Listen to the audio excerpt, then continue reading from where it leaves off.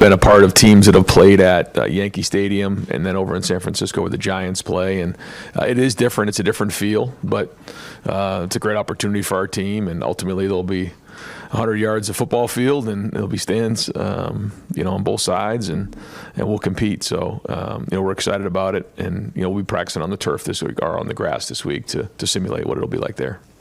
Far left, Joe Nugent, WCMH. With Trey averaging an extra yard per carry on the ground through 9 games compared to last year, have you seen him look a little different at all this year? I think he's running very well. I think he's running with power. I think he's playing well without the football. He's shown that he can do damage around the edge. He can do damage up the middle. Great in pass protection. So I think he's playing at a high level, and I think that he and Quinchon are a big part of, or a great example of what it means to be unselfish. And that's a big part of our run here in November and at the end of the season. Not worrying about touches, not worrying about carries, not worrying about those types of things, just knowing that, the number one goal is to win. And usually when you have that attitude, you find a way to win. And I think that both of those guys have been very unselfish this year, and they're both playing very well. Over to the right, Don Sperry, WBNS. Coach, obviously you talked last week with November coming in and everything. Just your mindset now, happy with what you saw Saturday, and how important is it to keep it going with 3 games to go, and obviously big goals that are going to be coming? Yeah, well, first off, what we've done leading up to this point really has nothing to do with what's going on moving forward. It's all about what we do moving forward. But coming out of last week, I felt like, we showed some consistency, which is important. When you think about consistency, people say, well, a team flashes or a player flashes. That means they've shown that they can do it. Consistency means you're doing it over and over again. It becomes who you are. And we won the turnover battle, won the rushing yards, won the explosive plays. When you do that, you give yourself a chance to win by the margin we won on Saturday. So we got to keep building. We got to stay consistent. The players, the coaches got to continue to bring energy. This time of year, you got to be at your best. And there's a lot that comes with that. And every day you got to bring it. You got to continue to upgrade. You got to, find out ways to continue to build on what you have and find new wrinkles along the way, but allow the players to play really fast. And the leaders got to lead. And so all those things, lead you to, where we are right now. And, it's November. We want to be undefeated in November. And, I think our guys know exactly where we are in this right now. So we need a good week of work here, head to Northwestern. Dave Holmes, WSYX. Ryan, I know you don't pick when you play, I'm well aware of that, but there's been some fan backlash. People think too many noon games in a row. This one technically is going to be an 11 a.m. local out there. How many noons or too many noons? Do you guys care? What's your thought on time of day and all these noon games? Well, listen, I got to deal with a lot of fan backlash for other things other than the times of games, so I'm going to leave that for other people to deal with. I got other things I got to deal with. Whenever they tell us to play, we're going to play. It doesn't matter where it is. It could be in a baseball field. It could be 11 a.m., could be at night, whatever it is. We're going to put the football down and go play, and I'll worry about the team. Dylan Davis, Delaware Gazette. Just to build off that, just out of curiosity, what do noon games do in terms of recruiting on game day that makes it more difficult than maybe otherwise if you had a 3:30 or night game opportunity? Is there a big change in what you're able to do or how many guys you're able to get? One thing, the time of game sometimes can affect just who comes into the, who's able to make it from out of state, a little bit further away. That's about it. And it's just the one thing that we've done, we know that we have these noon games here in the back half of the season, so we've just been really working hard on getting guys to bed early at night and then waking them up early in the morning just to kind of get their biorhythms in order. They've done a good job of that. So that's about it. Other than that, we're playing football.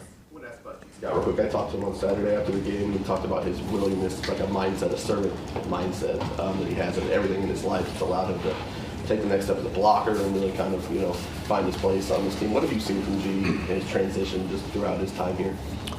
Everybody has their own journey, and I'm not sure that G, ever could have conjured up the journey that he's had since he's been here. I won't get into it, but he's had loss in his life. He's had success. He's had changes in his life, and he's gone on a journey, and it's found him where he is right now. And he's having an impact on the field. He's having an impact off the field. And I'm proud of who he's become as a young man, and that's a big part of this job is, helping young men find their way on their path, and he's done that. And great to see him play well, great out of champion this past week, and get a touchdown catch. We're going to need him. Going to need him this week. Going to need him moving forward. So, older veteran guys that have been through different things help you because of their experience on the field, but they also just help you emotionally, just work through the season, some of the challenges that come, because everybody has challenges. And he's been through his. And so great to see where he is right now and take some things in his life and turn them into real positives. Right behind him, Andrew Gillis, Cleveland.com. Ryan, what did you see from Carson on Saturday? How did he grade out in his second game? He was solid. He was solid. I felt like he's taken the next step at guard, playing against a front where it was a lot of we call bear front, which is really 5 down. There's a lot of one-on-one blocks there, so you got to sustain your block a little bit longer. But overall, I felt like he was solid. I felt like he took the next step, in the progression of playing guard as a starter. And we'll have another week of work here. But he came out of it healthy, which is good because he did have that one moment where he's kind of got a little scary there. But he's fine now. And so another week of work, another week of experience at playing guard will go a long way. You mentioned it would be really beneficial for him to have learned behind Luke Wickler, but with Seth, you said he's learned a lot from him. What specific lessons has he taken from him? I think there's a lot you can learn there about not just the position and the technical parts of playing the game, but also just the preparation, the practice habits, how to handle certain situations, being resilient, persevering through good times, bad times. Working through issues. When you're with the offensive line, sometimes you're going to get into a game and see things that maybe hadn't shown up, in practice or the week before. And so navigating through all that is part of it as well, and with confidence and not losing your aggressiveness.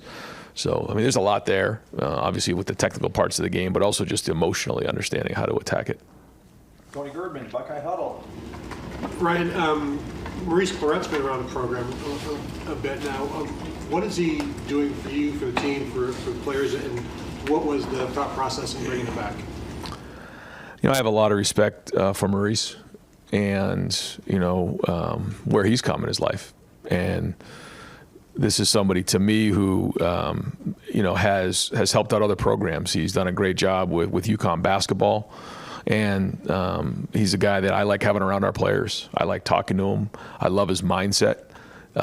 He brings a toughness, a seriousness that, and a credibility with our players that I think gives us an edge. And I like having him around our program. I got a lot of respect for the things that he's been through and overcome, and the success he's having in his life now. And again, I think he's an asset to our program. And so, he comes, once a week, he'll come around and watch some practice, and then come to the games. And I think our guys have really, latched on to him. And then separate from that, you do a lot of studies. Have you done any studies about the slip rate on the turf in Ohio Stadium compared to nationally? Is that something you guys have looked into at all? So we've looked into a lot of things, and one of the things that we wanted to do was we wanted the field out here on the practice fields to be the same exact style that's in the stadium. And so after each game, we'll look to see if there was any of that going on, and then get back with the folks at the company and make sure that all the tests are coming back the way that they should. And so we've been asking those questions. They've come in, they've taken things in or taken things out. They put things in to make sure that it's right for our guys. And so we'll always look at that every week to make sure it's right. Dan Hope, 11 Warriors. Ryan, just after watching the film, how did you evaluate Edric's first start, and how do you think he can build off of that? I thought there was good there. There was obviously the one silly penalty that he'll have to learn from. But overall, I thought there was really a lot of flashes there for somebody who's not played inside a whole bunch in his career. He's got strength. He's got power. He ran to the football. Didn't quite grade out, but I think there's a really bright future there at 3 technique for Edric. Stephen Means, Cleveland.com. When developing the deep ball as a quarterback, what's the more difficult thing in trying to learn, and developing the overall arm strength it takes to get it there, or maybe the timing it takes to develop that with your receivers? Yeah, a big part of it is footwork. it's the footwork. It's being able to, time up your footwork with the route. And that's something we're going to continue to work through and with Will on. I think he's thrown some really good balls down the field, and then sometimes been a little bit late with his feet. So we'll keep working on that because, when his feet are right, he throws a good ball. Will has talked about just adjusting to playing with these types of receivers, right, where just throw it over to let him run under it. And it just seems like sometimes where maybe he underthrows it. Where is he in this kind of developing that and getting used to playing with receivers like this, where you do kind of got to throw it out there and let them go get it a little bit more often? Yeah. I think he's adjusted now. He's been with these guys for a while, so I just really think that it comes down to footwork, and getting and letting it go, and because when his feet are right, he throws a really good ball down the field. So that's something that we got to keep building on and growing on, and. I think it was the same thing on Saturday with the long ball to Carnell. Not that it was a bad throw. It's just, it could have been thrown a little bit more juice. And I think if the footwork's a little bit better, it's probably a little bit more accurate. Bill Landis, Kings of the North. Ryan, you've talked a lot about making sure you have change-ups throughout the season. Is that any more of a premium in a year where you might play the volume of games you could play this year? Is that any more on your mind? Because, you play a team in late December, the book they might have on you could be a little more expensive. You want to make sure you're kind of peppering in more of those change-ups throughout the year? I think it's something we talk about a lot, where you can get yourself to a point where you do too much and then you start to lose your identity, or you can do too much of the same thing and get caught. So there is a fine line there and a balance. And, like you said, based on how many games you end up playing, I think you have to figure that into the equation of what you're doing. And, making sure you put the right people in the right spots, making sure you're doing what your identity is, but then, like you said, having enough change up so that, you're keeping people off balance. And, but I think it could go both ways. You can get that too much down the road, and then you lose your identity halfway through the season. I've seen that, or 3/4 of the way through the season. So it's something we're keeping a close eye on. You think this staff generally has done a pretty good job with finding that balance throughout the season? I do. Yeah, I do. And then I think, we've got a good balance right now, but time will tell. And so we'll keep swinging at it and making sure that we're doing everything we can and learn from, things that we've done well in the past and things we've got to do better. Andy Backstrom, Letterman Row. Yeah, Ryan, 9 games in. How comfortable are you with the backup quarterback situation right now? What prompted the change from Devin and Julian on that third as well? Yeah, we want to get those guys as many reps as we can. We'd like to get both of those guys reps, and in that moment, I felt like it was a third down. I wanted to give Julian that opportunity to go ahead and take a third down, and I thought he used it as an opportunity to scramble and make a play, and then didn't quite keep the thing moving. We wanted to throw the ball a little bit with Julian to see how he did, because hasn't really done that a bunch in games. Just missed one, and he and Brandon didn't connect. Would like to see him get a first down there, but I think that was a great opportunity for him. I'd love to continue to be able to do that, but as time goes on, you get less and less opportunities. We got to make sure we're winning games. So, he and Devin are both working hard every day in practice. Getting, Devin right now is our backup, but Julian's, pushing hard, and so we'll keep evaluating it every week and see where those guys are at. Pat Murphy, 24/7 Sports. Ryan, we saw more of Winshaw and Travion on the field together. What went into kind of building that package beyond some of the short yardage stuff you've done, and then also Travion's catch?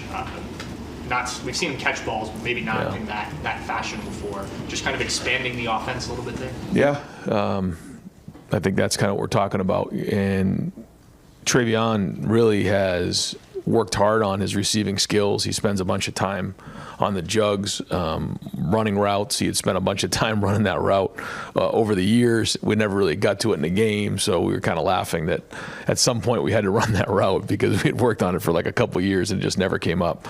And the look was right, and I thought he really executed it well. A little slant and go on a linebacker, which we felt like it was a mismatch for us. So well done there.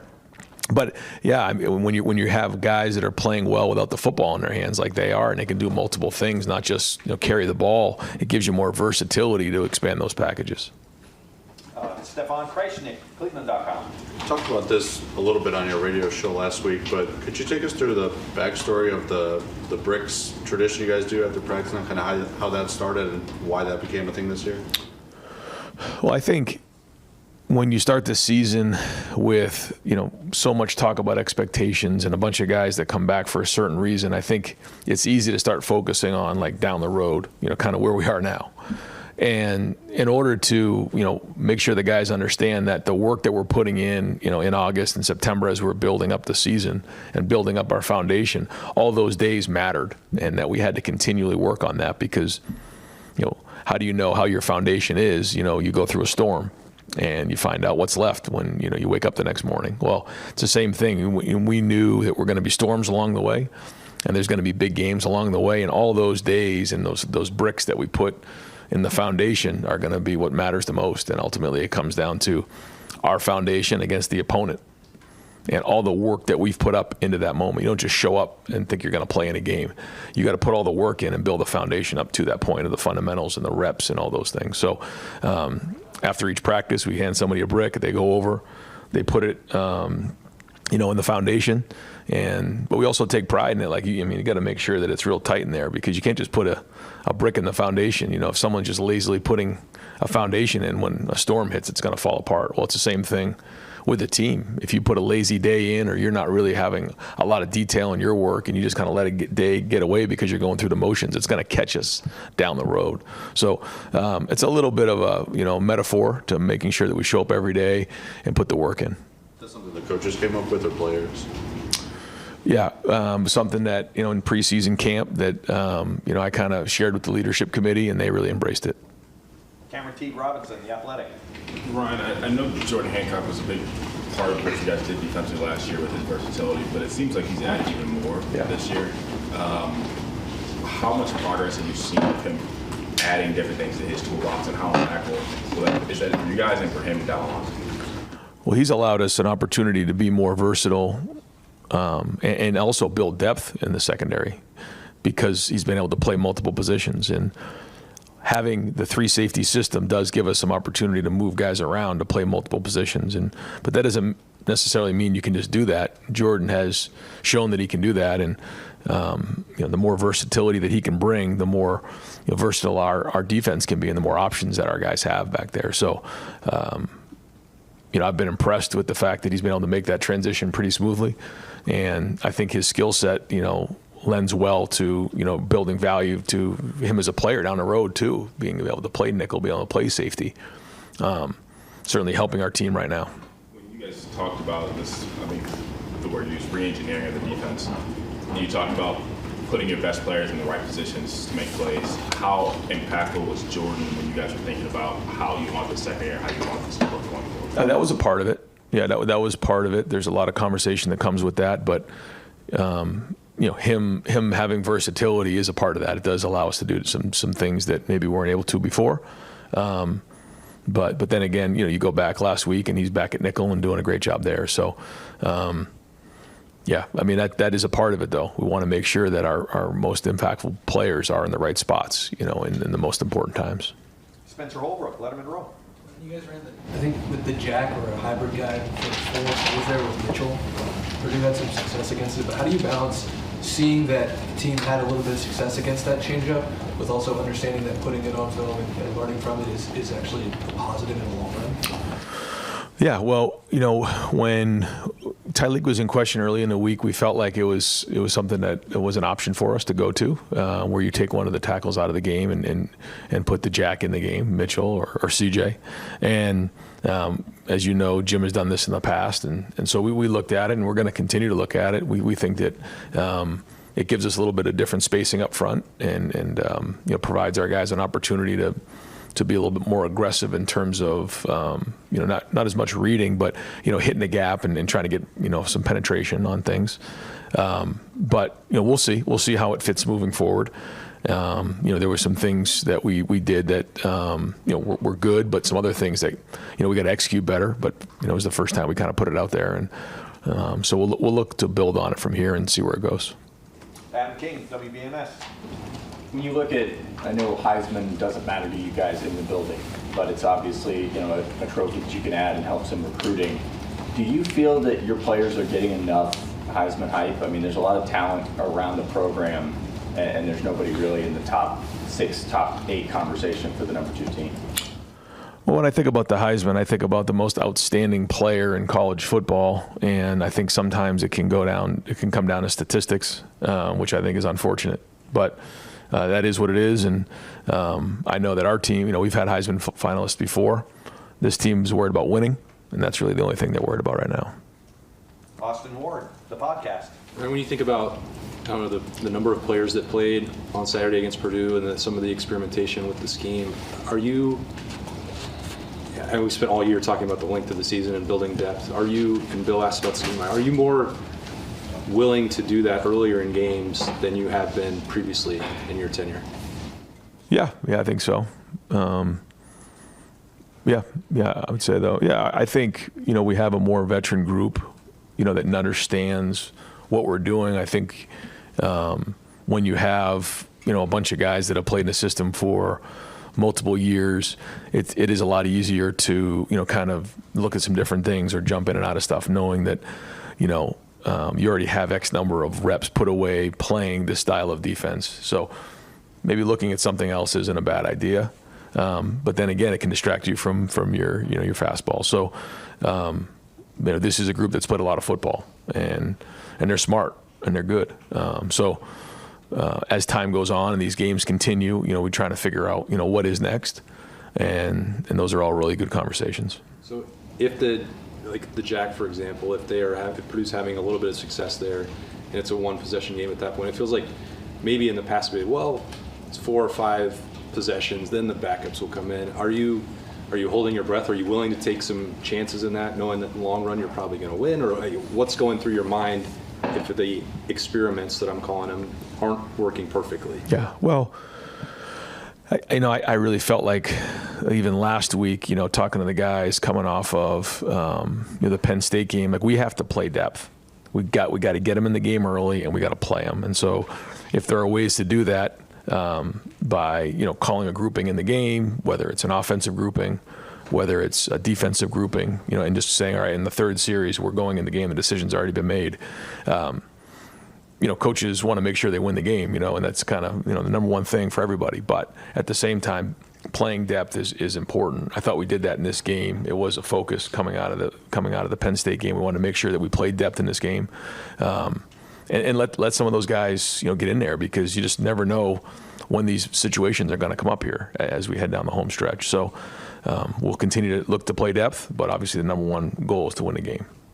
Joey Kaufman, Columbus Dispatch. Ryan, your pace on offense this year is slower, just plays per minute and stuff like that. Is that a product of the rules change? Is slowing that give you sort of an advantage? What do you think can maybe contribute to that? Yeah, I mean, our offensive plays are significantly lower this year. There's no question about that. I think we're right around maybe 65 or maybe 64. And just when you think of years past, maybe not in the last year, but I mean, we're definitely less, or down on number of plays, which isn't always easy for the guys who want touches. And so that's another part of the conversation about guys being unselfish. The number one goal is to win the game. We feel like huddling allows, an opportunity, we don't have to worry about the signals or anything like that, which completely takes that part out of the game, which has become a big part of college football up until this year and continues to be. So that's one thing that, we just said, we're going to have the ability to do that. There's other times you've seen us go a little bit faster where we can go into a no huddle situation. And when that's appropriate, we'll do that as well. And so I think there's a give and take on all of that. How many plays you're trying to get during the season plays into the conversation, but then also schematically, and how you operate. What does it require you to do by having fewer plays? Like, do you have to be more efficient or situational? Or Absolutely, yeah. I mean, when it becomes more like the NFL in that situational football becomes critical. You have to be, very, very efficient, but it also allows you to control the game and, allows you to, really help the defense with the number of plays they're on the field. And keep a defense that's much fresher. So all those things come into play. I mean, you think about the way that the Penn State game played a couple of weeks ago. You start with the ball back. Well, you had the one long drive, field goal, and then they have their long drive, and then we have the ball back with 5 and change left, and that was it. That was the fourth quarter. We've been in fourth quarters before where there's probably been 6 or 7 possessions. It's just a different style of game. But when you can run the ball and control the ground game, then you can control the game. And, right now we feel like, we're able to do that, and we're also helping the defense. And if I can just clarify, when you said it takes away the signaling, the huddling, what do you mean by that? Or? Well, now we can speak into the headset to the quarterback who's in the huddle, so that we don't have to worry about signaling. Jeff Gilbert, Press Pros. And Coach, distractions and stuff, some things have been mentioned that can be distractions, Heisman, noon games, all that kind of stuff. The way you guys played against Purdue would suggest that these guys are focused. How do you feel about their focus 9 games in, and is it where you want it to be, and do you have to worry about it as much as you maybe did early in the season? Well, it's something that we talk about a lot, and I think our leaders are the ones that have to lead the way on this. And to block a punt early in the game kind of jump-started us, which was great. But we know that we have to be playing our best football right now, and people call them letdowns or whatever they are. After a big win, you see some teams across the country, and because you have to sustain a certain level over a period of time, and it was important for us to play well in this game. To play well in the first half, and then continue to play well, because again, is it who you are? Or is it just something you did? You had a good game, or are you consistently playing at a high level physically and executing at a high level? So we talked to our team all about it. They're still 18, 19, 20. Some guys a little bit older, year-old guys. But, you got to bring it every week. And that's what championship football is all about. And, every week for us is like the playoffs right now. We're fighting for a chance to get to Indianapolis. So, it's always a topic of conversation, and it's going to come down to our seniors and leaders, and obviously how they, echo that message. And because, the players are the ones who have to play. They're the ones who have to do it on the field. And, give them credit for being consistent up to this point. But, like I said before, nothing we've done up to this point matters anymore. It's what we do moving forward. And I know that these guys are going to come in with a good week of practice here at 2:30. Deep left, Noah Weiskopf. Brian, Northwestern, after just watching their tape, what stands out to you about them specifically? And we've always had good games against Northwestern. Just most recently, a couple years ago, when we played, Ryan Field, and the weather was a tough day, but it was, I think the final was 21-7, and it was everything we could handle to get out of there with a win. We played them in the Big Ten championship game. It's very similar to those teams. They're very sound in what they do. Their scheme is very sound. They're built from the inside out. And they're gonna make you win the game. They're gonna force you to earn it, and so they're a very good team, and a Big Ten team on the road, and you're in November, so we have to play well, and we always feel like it's about us, but we want to know our opponent, and they're always well coached. Bill Rabinowitz, Columbus Dispatch. It looked like Donovan Jackson took another step forward as playing tackle. Was that your impression? At what point do you think it'll be that he's actually a left tackle, right, and a left guard trying to play left tackle? I actually brought that up this past week. At what point does he become a tackle? Because I think he can be a very good tackle, and I think he has versatility. He's showing versatility. So, he's just increasing his value overall, not only to this team but for himself individually. And we talked about, and I don't know exactly what his weight's at today. I'll go find out. But trimming a couple pounds. Just when you're in there as a guard, you're working in a smaller space. A little more of a road grader, trying to move 3 techniques and noses. Where now you're on the edge, a little bit more length, a little bit more athleticism, and so. But he is athletic. He has length, and he can move his feet. So just doesn't have the experience of somebody who's played multiple years at the position, but he's played up front, and every time he's out there, he's getting better. He's a quick learner, and it's going to be a big part of our November right here is how Donovan plays the left tackle. I looked at the forecast, 10 to 15 mile per hour winds on Saturday. Okay, good. It's about 70 degrees less, or 70 miles an hour less than last time we were there. What was that game like as a coach, knowing that you had to throw out 3/4 of your game plan? Yeah, you learn. You learn to always have, the ability to go Wildcat. You better have that in November, and it might have been October, but in the Big Ten, because we came out for pregame warm-ups, and the punter kicked it. The ball went straight in the air and landed on our side of the line of scrimmage, and I had to grab the ref and say, "What did that happen in the game?" Because I didn't even know the rule on that. And so what ended up happening was when the wind was in our face, and Northwestern did the same thing. They were trying to eat up the clock and huddle, and then when the ball was behind us, we were trying to go no huddle so that we could, punt the ball and throw the ball with the wind behind us. But even when the wind was behind us that day, it was a challenge. So, CJ did a great job pulling 2 big runs for us, and that's kind of what bailed us out. And but that was a nightmare of a day for sure. I think it's good to go. Tyler could be ready to go. Yeah. Final questions, Tim May, Letterman Row. Yeah, just two quickies. Thanks, Jerry. Number one, will y'all go to Wrigley Field on Friday afternoon? I mean, it's a baseball park's totally different from a football stadium. I know you know that and stuff, but sight lines and stuff. Is that important to you to maybe get the team there? We usually don't, but we are going to because it is unique.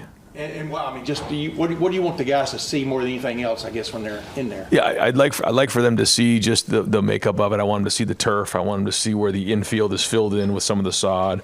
I'd like for them to see how we're going to handle halftime. We're going to be in the bullpen, not going up into the locker room. There's just some different things that I'd like for them to see, and then also show them a little bit about what it's like because it is going to be different. It's going to be a different feel there. It's a baseball park. It's different than a football stadium. So, do I think it's a big deal? No, but a lot of people do that. They bring their team to the game or to the venue the day before. We don't usually do that, but we will on Friday. Another thing, every week we see something new from this offense. You kind of got asked about it earlier, just about evolution of things. And have you been happy with what you've been seeing from the standpoint of one week to the next? Like maybe throwing the ball downfield with the running backs a little bit more than you have in the past and things like that. Just what's your mandate there, I guess, to chip more than anything else? Well, I think there's been a lot of things that we've done well. I think there's other things that we got to continue to improve on. I think back on some of the things we've done well, and I think getting the ball to our playmakers in space has been good.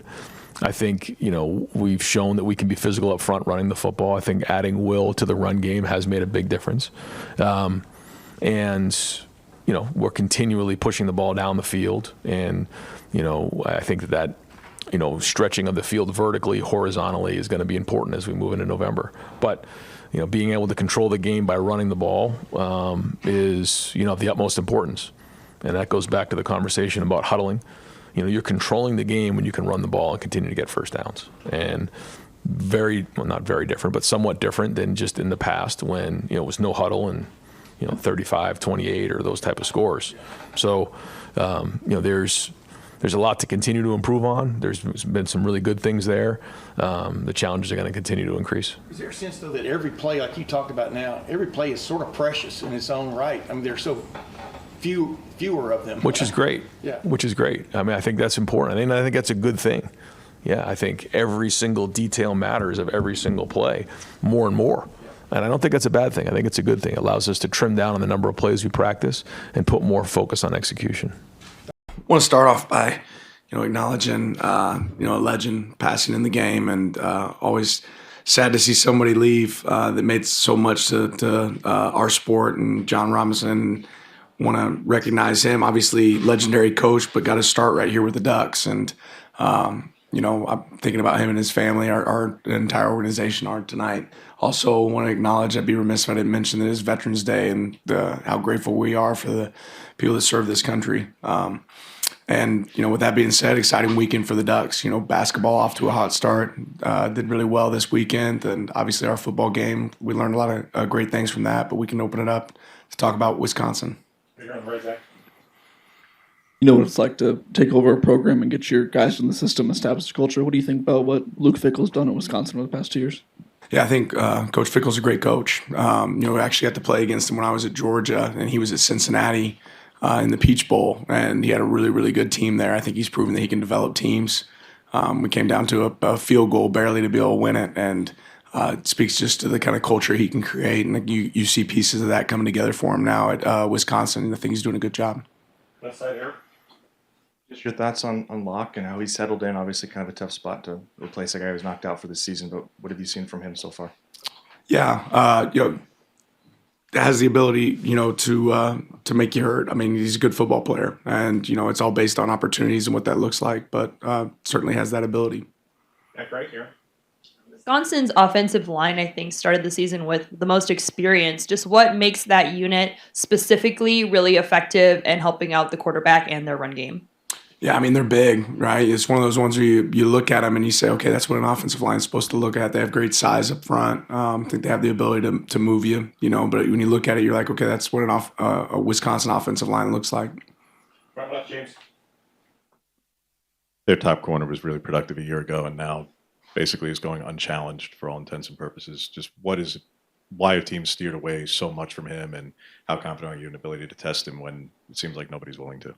Yeah, I think that's probably smart, right? As a football coach, not to throw to a guy that's going to make a lot of plays in the ball. I mean, how many picks did he have last year? 7. You know, the guy had 7 picks last year, and you know, why not throw the other direction? That makes a little bit of sense. That being said, you know, I think it's much more challenging for a defense whenever you can work the entire field. But there's a reason people are testing him, you know, because he's a talented player. Coach, you've obviously had the chance to take a look at the film. Just in regards to the penalties, what did you see in the game? Were some of them warranted, specifically some of the PIs, and just how did the group kind of respond today at practice? They responded well. And yes, some of them were warranted, for sure. And I wouldn't say that there was like egregious ones that were missed. There's reasons, so we can improve in our technique. There's execution that we can do better. And, you know, again, on Wednesday last week, we had some in practice. So that usually shows up in the game. So we have to do a good job of addressing it and making sure we eliminate them. Their safety tandem, I think, is probably one of the better ones you'll face. Can No you doubt. speak to what those guys do and what kind of challenges they present? Well, they're good tacklers. They do a great job disguising coverage, and they have some good mix-ups there. But, yeah, I think this is one of the more talented secondaries that we've seen. I think they play really well together, understand how to make, you know, handle adjustments, which I think is always important in football. You see that show up with them. On the right, here, Zach.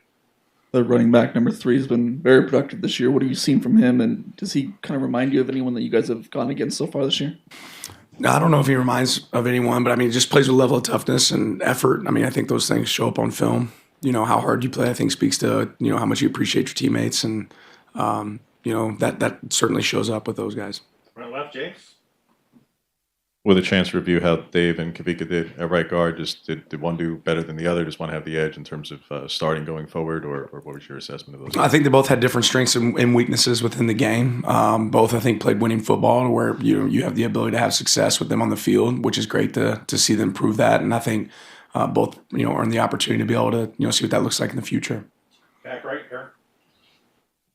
Talk about going to the doctor every week. Now that you've got a chance to look at the film from this week, just maybe what were some big pills that you saw on film, both maybe offensively and defensively, that you got to swallow this week and get better at? Yeah, I won't get into like great specifics, but I think just technique in this part of the season, a lot of places you'll trim down and eliminate, you know, individual time to work on fundamentals and technique. And the reality is this is when it matters the most, right?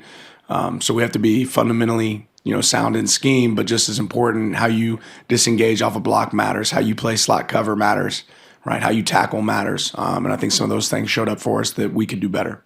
On the left here. Kind of an unusual situation where the punter drops the ball. What could Dalen have done different? How do you instruct that? What kind of was the message to those guys? Yeah, I mean, when they're in the pocket, which is the question there, is like, is he in the pocket? They're protected, right? So we've actually shown a clip before. A couple years ago, Missouri-Auburn play, the ball snapped over the head.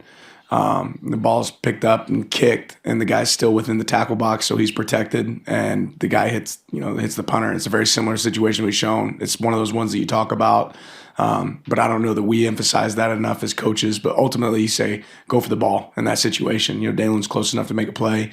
You know, coaching point is to go for the ball. Could understand his confusion in that moment, and if he's just a foot left, you know, we're probably not even talking about it, and it looks like a completely different play. All right, Zach. We saw Tez without a sling before the game on Saturday, a week or so after the recovery. Just curious how that's progressing. Yeah, I think he's doing well. Continue to evaluate where he's at, you know, for us, but doing well. Front left, James. An update on Jordan Birch and the right ankle, and also Jordan James, since limited exposure there in the second half. Yeah, continue to evaluate, get those guys back. You know, right now, early in the week, we'll take a lot off of them. And then see, you know, how they feel. But, you know, I anticipate that we should be able to see them. Back right. Coach, do you feel like there are any particular holes within this Wisconsin unit that you guys can kind of expose or take advantage of this weekend that you guys are looking at right now? You want me to tell you our game plan is what you're saying? Game plan, no, just Like, hey, this is how we're going to attack them? I'm not telling you that. Right left, James. Seems like the directional kickoffs are rather problematic regardless of who it is. Just when both Boyle and Sappington have shown an ability for touchbacks at the rate that they do, why even bother with the directional kickoffs at this point? I think the one we kicked out of bounds was deep left kick. When we kicked it deep right, it was a touchback. but there's also been, I believe, 4 or 6 out of bounds on the season. So just And which ones were deep right that were out of bounds? they were mainly deep left, yeah. So we kick it deep left every time. No. And then a couple of them went out of bounds left. And then we kick it deep right and we got a touchback. So don't kick it out of bounds. Yeah. We're not telling them to kick it out of bounds. We're telling them to kick it deep left. Like they're supposed to, and it's supposed to be the same location every time. Deep left. They're not kicking it to that location. Crappy kick. Last question, James. On a happier note, you're at the end of this 8-week gauntlet that no other team in the country has had to do. Dan, how do you feel at approaching the end of it, that you are experiencing and doing something heading into a final road trip with this, that, yeah, you're the number 1 team in the country and no other team has had to play 8 straight weeks of conference play? Yeah, job not done, right? Our guys are enjoying the work. We're still having a lot of fun coming up every single day to get better and find ways to improve. And the challenge of this new conference and the travel and some of the teams that we got to play has been a lot of fun for us, but we got more work to do. I don't know if I'm a minute or two late here. It's just finishing up a couple things. Short week. It's made it a little bit of a cram session, but, as I told the staff, sleep Saturday. So we're looking forward to the game on Friday night. We've had a lot of work done yesterday and late into the night last night. And then today we will go out there and do a walkthrough tonight. We won't do a traditional practice because we didn't get back till 5 in the morning. And then we'll go Tuesday, Wednesday, Thursday, day before, Friday, game day. So excited about it. Blackout, from what I was told. So that's awesome. Some great uniforms coming out. Excited about that. Adidas did a fantastic job there. We've got seniors. 26 seniors will be walking on senior night, which is a big number, but expected in the situation that we're in terms of we have a lot of guys that have been here 6 years, 5 years. Then you have the 4-year seniors, and then you have all of the post-back guys that transferred in here or stayed. So it's a big number. It's a big number there, so we're going to honor that group. We're going to play a foe that we know in terms of UCLA and a team that's a former member of the Pac-12. So we're familiar with them. We're familiar with their team, their staff. I worked with Deshaun at UCLA. He was our running back coach when I was there in 2017 as the offensive coordinator. And, so certainly have familiarity there. We've played them the last 3 years at the last place I was at. And it'll be fun. But we need an incredible crowd. For a lot of reasons. Number one, I think we should honor the kids that stayed. Some of our players have been through 4 head coaches. Some have been through 7 coordinators. COVID season, 4-8 year in 21, 14-1 year in 23, and now they're going through it. Their final year here and trying to figure out what their life is going to look like if there's an NFL career or not for them. So I think it's really important to honor them, have our last dog walk of the year, have our last game of the year at home. Hopefully we'll never have another year where we only have 6 home games. The goal will always be 7 home games moving forward, which is obviously what all the other teams in the Big Ten do. And I'm sure we'll do that as well. I know that is our plan moving forward. So we've got one more road trip, and then hopefully we have one more road trip after that in December. But we've got to get our job done in these next 2 weeks, and it starts this Friday.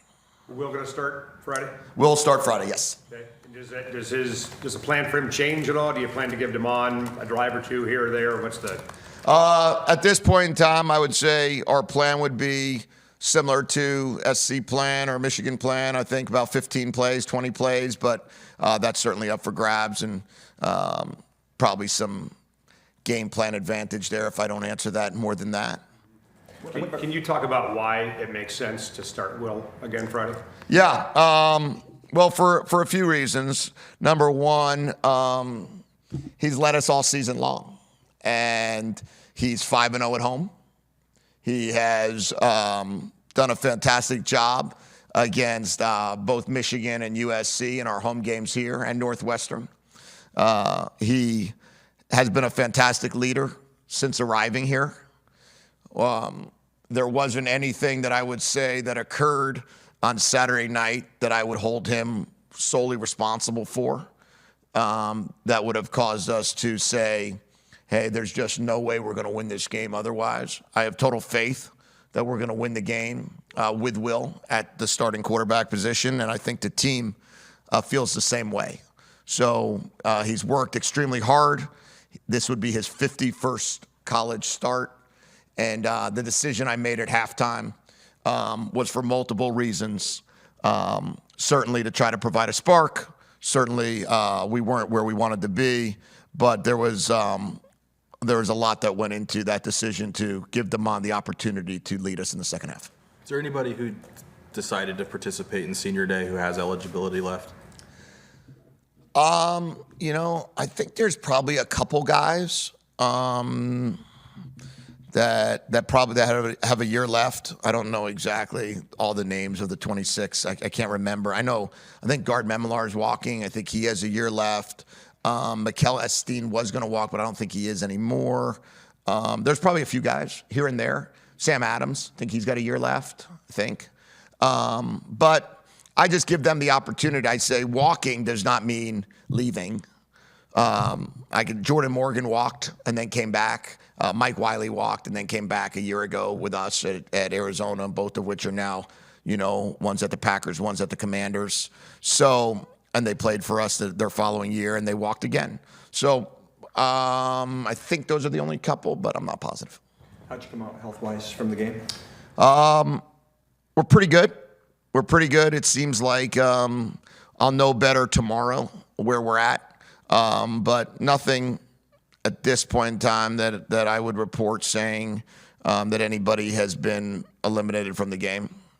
So I'm hopeful that we get a little bit healthier with Mikel. Hopefully that he's getting Bruner is going to be fine. Kali should be fine. It looks like as of now when I walk by him, he told me that. So we'll see. You were a head coach at UCLA for 2 games. Did that push you in that direction? Did it make you want to become a head coach more? And what were the circumstances? Was it hard to become an interim coach for your head coach? And talk about that a little bit. Yeah. That's always a tricky situation. We were 5-5 and played USC. And it was I think it was Coach Mora's maybe 7th year there. And we wound up losing 28-23 to USC, and they made the change that Sunday morning. And they called and asked if I would take the job. It was my first year at UCLA, and you feel you have very mixed emotions because you're there because of the head coach. You're there because he reached out and hired you. I didn't need to by no means leave Michigan, and chose to do that to coach Josh Rosen and be there, and then next thing you know, you're getting thrown into that deal. And we had a Friday night game, and I said, I'll do it for the players. I think it's an opportunity that our players continuity, and I felt like that was our best thing to do for them. We wound up winning the game, going to a bowl game, and the night after we won the game to go to beat Cal, they hired Chip to be the head coach. And they asked if I would stay on. I said Chip didn't want to be involved at all in the bowl prep or bowl game, and he was going to put his staff together and stay out of the way. And so we did everything we could to have a fantastic bowl experience. It's always challenging. It's always tough when you in this profession when that happens. But we gave our players the best we could and the best opportunity we can to enjoy their Christmas over for a bowl game. Make you want to pursue it later on? I always wanted to be a head coach. There was never a doubt in my while I was growing up in the profession that I wanted one day to have the opportunity to run a team. And it certainly gave me some insight into what it was going to take to be a head coach, and it really was certainly a big jump from just being a coordinator. So it was nice to have an opportunity for those 5 weeks to practice at it, I would say, and then went back to the NFL for 3 years before going to Arizona. With Carson, was it just the same shoulder that he Same was saying? shoulder. Okay, so it's just a matter of him being able to play through the pain or whatever. Yeah. I mean, it's a pretty bad. He's got an AC sprain. He's tough as nails all year long, and there's not gonna be any negative deal if he for him to continue playing. After the game on Friday, you really hadn't had a chance to talk to Thaddeus Dixon yet. Have you had a chance to talk to him, and just your thoughts after reviewing the play? Yeah, I talked to Thad, and he's excited for Friday night. And the bottom line was it wasn't in the second half, so he's able to play this game right off the bat, and he's going to be able to get right back at it as a starter. It's one of those rules that we're not going to be able to fix today, tomorrow, or the next day. Maybe one day there'll be a decision that gets made that they don't need to be ejected for the targeting. Maybe it could be similar to the NFL. I think a lot of things we're doing are trending that way in football. And the NFL makes a decision whether or not it's a targeting offense to get ejected or a targeting offense to just be a 15-yard penalty. I hope one day we get to that same philosophy where we ask the league or the league office or the officials that are reviewing it to make a decision on, hey, if this is targeting, does this need to be an ejectable targeting? You guys gave up 8 or more third downs in the last 3 games. 10. I think that Penn State was 10 and 12. Do you see anything that's kind of correlating to that, and how much maybe did Thaddeus' departure contribute to Penn State having a little bit more success on third down? Yeah, we talked about all week one of the keys to victory against Penn State was going to be getting off the field on third down, and we didn't do it. We didn't do it the week before really very well. We did at the important moments, but we have to be better on third down defense. We have to be better on third down offense. As we go into the offseason, come January, we're going to look really hard at what we can do to continue to improve in areas. Situational football, third downs, red zone will be 2 huge areas of emphasis. But we have 4 days to do whatever we need to do to make sure that we get them off the field. We had opportunities to make a tackle.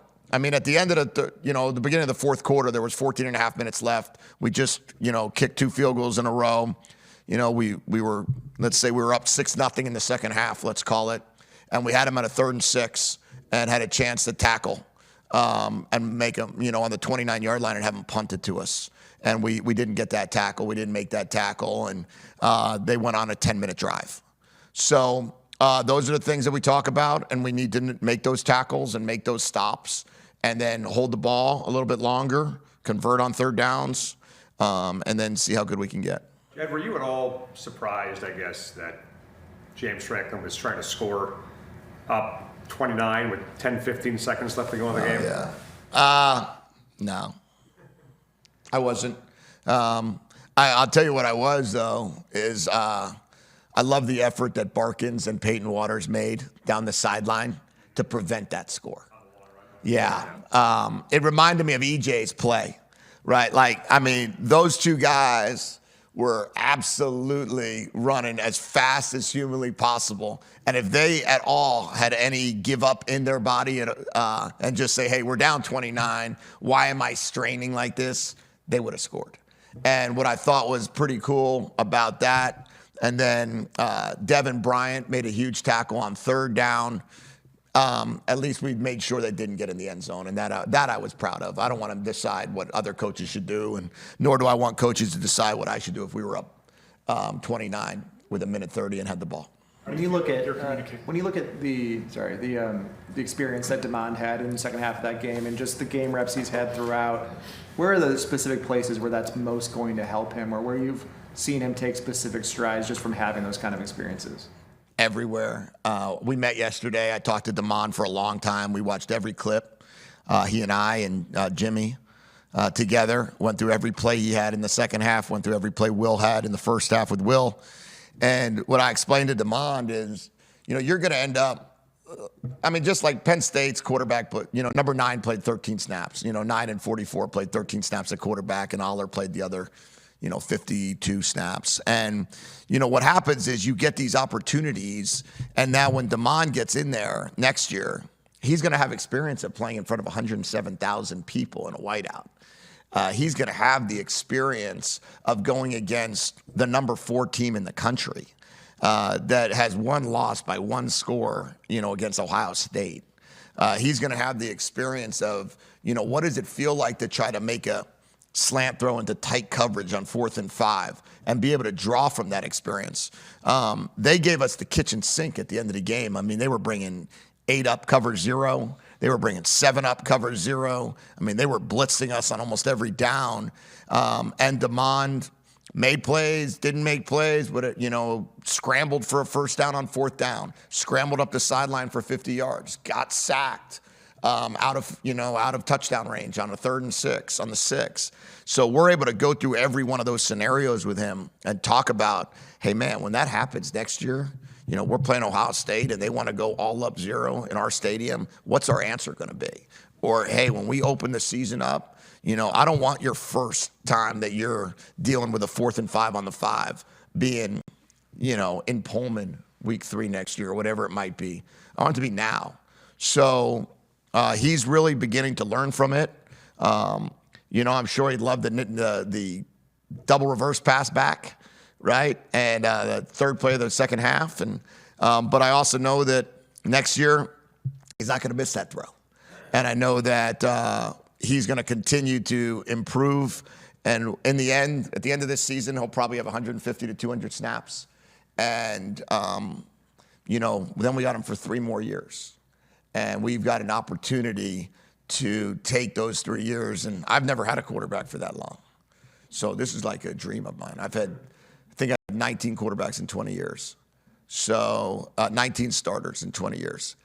So the idea of having a guy for a couple of years that we could build this thing through is pretty exciting. Jedd, on the interception that Will threw going to Jeremiah, I don't have the all 22, so I'm not speaking out of my what here, but it looked like Jeremiah had kind of an inside release. Do you want him to go inside? Is he a freedom to go inside, outside on that? Or? No, it's an outside release play. And as soon as Will saw that he went inside, he needs to come off of it and go to Giles. And unfortunately, we didn't get that done. And once you go inside on a go ball from the slot, safety's intercepted. And so we talked about that. And, sometimes in the heat of the battle, all of a sudden you feel leverage a certain way, and you have to force it. You have to force the outside release, and then you just don't have to throw the ball. And so that's what we talked about, and we made that correction. And sometimes you can't make the correction until the negative play happens, or you make it again after the negative play happens. But I think everybody would like that one back. Do you have a read right now on the likelihood that Jonah Coleman might want to play another year of college football? I'm going to say it's on the high end of 90%. Really? Yeah, but we'll see. Is there a chance that Max gets back this week? He can play this week, but he's going to have to play with a cast, so we're pretty cautious of that. You've got somebody like Roy Tanufi who's in his 4th year. Did he miss the cutoff to get an extra year in COVID, or will you get him back? I don't know if he can come back or not. I don't think he can, but we will. If he can, we'll do everything we can to try. But some of these we don't get. Some of the waivers you can't get, some of the waivers you can. Boys is a tougher one. Who impressed you the most from UCLA in their last 3 wins? Well, I think Coach Foster's done a tremendous job of getting that team to win the last 3 games in a row. And they went to Rutgers and won 35-32, and then Nebraska 27-20. And then this past game, 20-17. And it was a game that they went down 10-0. So they're resilient. Ethan Garbers is playing really good the last couple weeks, especially I think the last 6 quarters. I thought he's played really well. And, I think that they've got some players that are making some big-time plays. They got an outstanding defense. He's got them playing really hard. They started 1-5. could go any way at that point in time, and they went the way of 3-0. So this is a really good football team. They were 8-5 last year. The year before, they were number 9 in the country. They didn't lose a lot. You know, they have old players. They only have 1 transfer in the front 7 on defense. Everybody else, and that he's from Navy, defensive end. Otherwise, everybody else has been there, is there. You know, they probably have the best nose tackle in football, in college football, number 93. And, you know, I think what impresses me the most is how the teams played together, how they've improved. And, you know, Coach Bieniemy's done a really nice job on offense with Coach Castillo. And we know that, you know, they're continuing to become a pretty explosive team on offense and getting really good on defense. Cam Davis. Last one. Cam Davis have a chance to play this Saturday or Friday? Cam? Yeah. Cam will play. It didn't look like he got it against Penn State, was it? Yeah, Cam's good to go. Mm-hmm. Okay, thanks. Appreciate you guys being here. You know, a couple housekeeping things. You know, this weekend obviously is our Veteran Appreciation Game coming up, and with Veterans Day being yesterday and having spent time coaching at West Point in the Naval Academy, and obviously want to give a shout out to all the men and women that have served. Shout out to Brenda Free's big win yesterday, women's basketball, and a 3-0 start, and then obviously field hockey has their playoffs. And so we want to wish Missy good luck Friday in the NCAA tournament. The Oregon game, you know, obviously it does us no good to worry about things that have happened in the past right now, because we've got a lot of we've got some things to get accomplished this week. I thought our team competed well, the way we want them to compete in a game like Oregon against a really good team. I thought our quarterback hung in there pretty well. Defensively, was really impressed with, you know, the way Coach Williams and the defensive staff were able to continue to compete against a really talented offense. And, you know, Dylan Gabriel, our defense held him probably to the lowest passing yardage he had, obviously. The young guys are getting better, but still lots of work to do. Obviously, with Rutgers, they're coming off of a big win against Minnesota. They got the 5 wins, and they have an opportunity, obviously, to become bowl eligible this weekend here. So I know they were missing some key guys. Their running back, one of the more talented players in the country. Obviously, don't know his status, but I do know that the other guys that have filled in for him are really talented players. Their quarterback is kind of the guy that makes him go. If you look at the game from a week ago, you know, and we've played against him, obviously, during his time at Minnesota.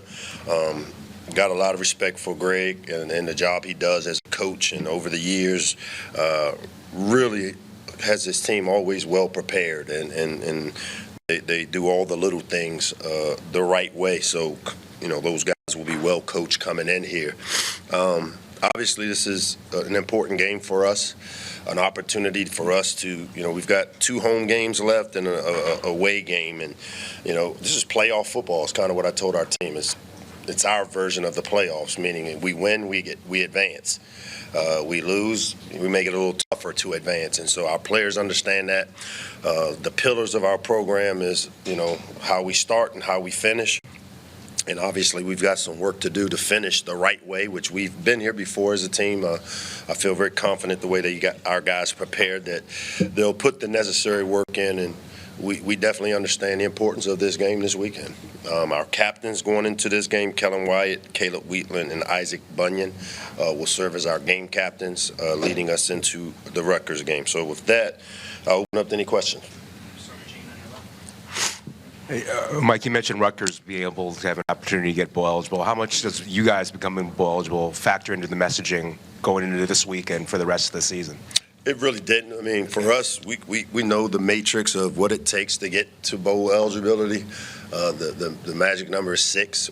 As we have 3 opportunities left, 2 of them here at home, and we haven't been home in about 4 weeks now. And the importance of this game, because it's the next game, but also, like I said, it starts for us what really is playoff football, meaning we have to win to be able to advance, and our guys understand that.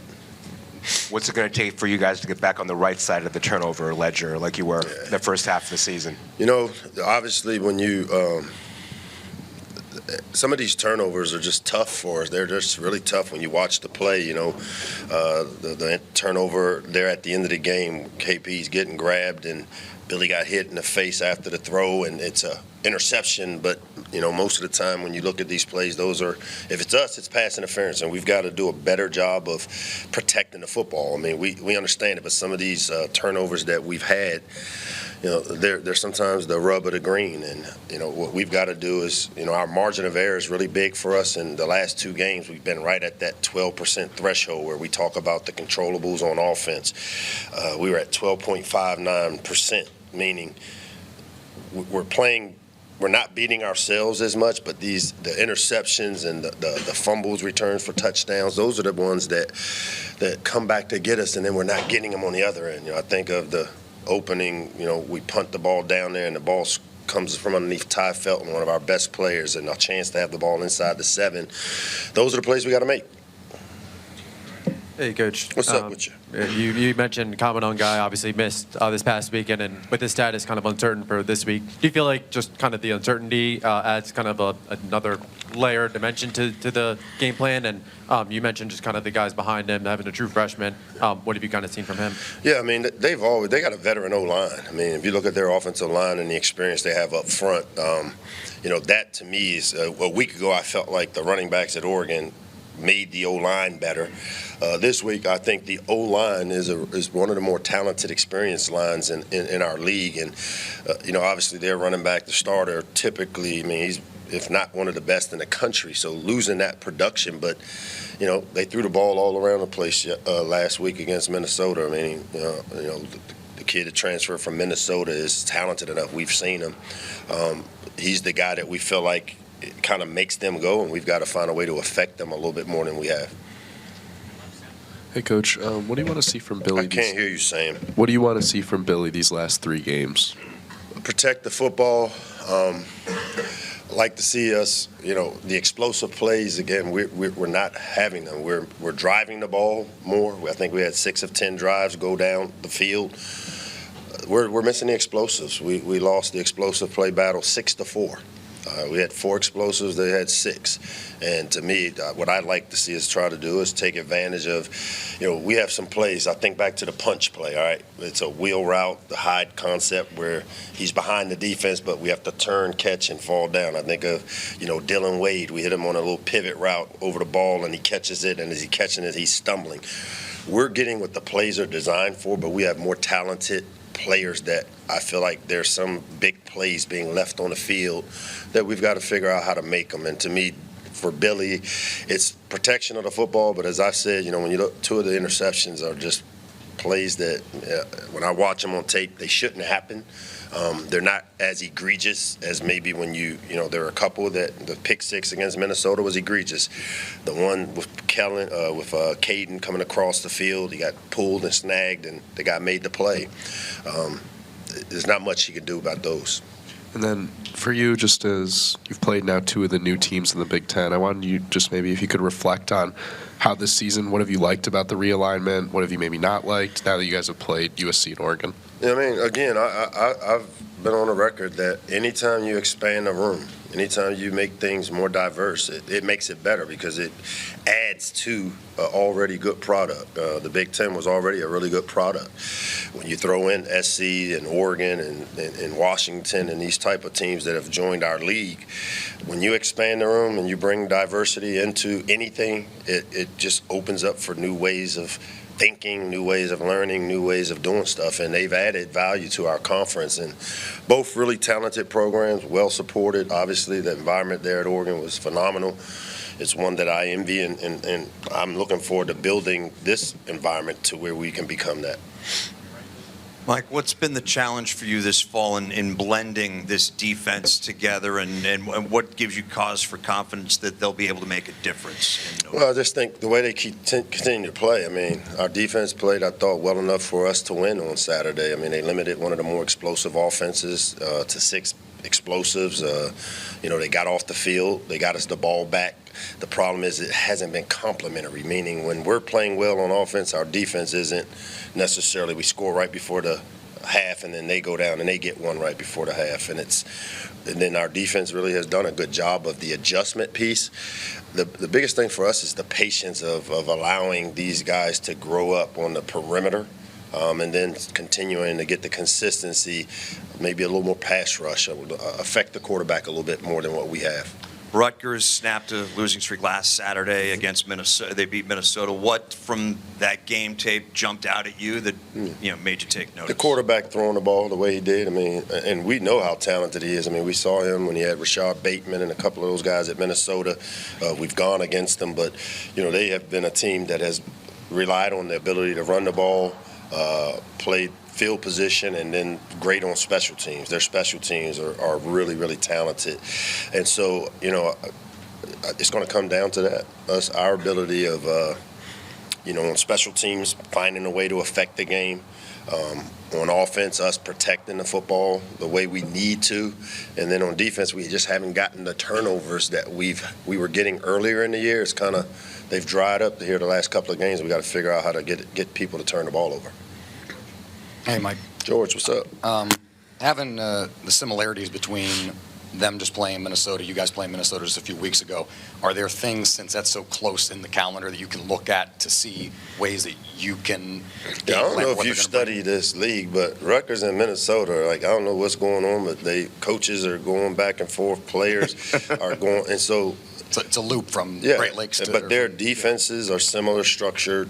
Obviously, Greg has a nest of coaches that have worked with him that kind of embraced that philosophy. I kind of came up under the Nick Saban philosophy the last few years, and you can see Greg's imprint, at both places, whether it's on the offense or the defense, very similar structure. In the special teams pieces, I think the differentiator for them, because they've been really, really good on special teams with their specialists and the variety of things they do, they create advantages. And that's where, for us, if there's an area where we need to clean up some things fast, is we've got to be able to, which I thought we did a week ago, a little bit better, but it's going to come down to us and our ability in the special teams areas to either generate momentum or not hurt ourselves. And in the rushing game, I know you guys are trying to utilize,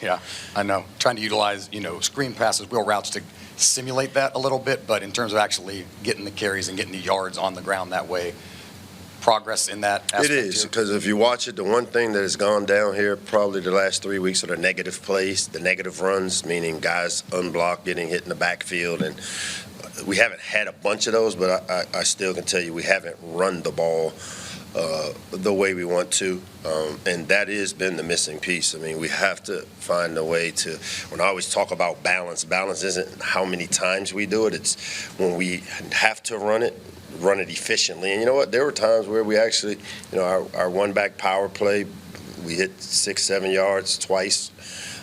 We just not having it consistent enough to stay on track with the run game. That puts a lot of pressure on the young line. We had a true freshman started left tackle last week in Therese Davis, who I think will be one hell of a player in the future.